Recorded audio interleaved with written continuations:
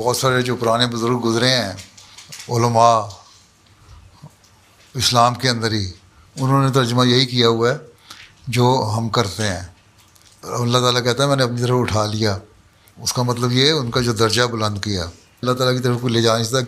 اللہ تعالیٰ نے دوسری جگہ قرآن شریف میں یہ فرمایا ہے کہ کوئی انسان زندہ آسمان پہ نہیں جا سکتا. ایک طرف تم مانتے ہو کہ حضرت صلی اللہ علیہ وسلم سب سے بڑے نبی اور سب سے پیارے نبی ہیں اللہ تعالیٰ کے، ٹھیک ہے.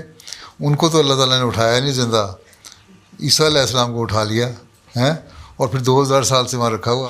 اس کا مطلب ہے کہ یہ ساری باتیں سمجھنے والی ہیں. پرانے علماء نے جو حضرت مسیح علیہ السلام سے پہلے تھے انہوں نے اس کو سمجھا، انہوں نے بھی وہی ترجمہ کیا جو ہم کرتے ہیں.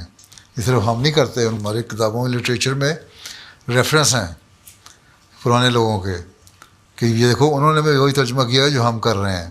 کیونکہ اللہ تعالیٰ کسی انسان کو زندہ آسمان پہ نہیں لے کے جاتا.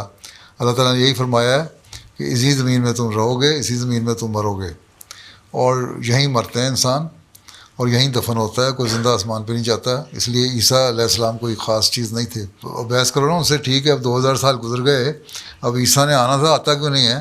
اس لیے وہ جو ترجمہ پرانے لوگوں کا ہے نا، وہ تفسیر پڑھو اگر تم، تو اس میں بھی یہی لکھا ہے جو ہم کہتے ہیں. ایک آدھ بات میں اختلاف ہے، ان سے کہو دلیل کیا ہے.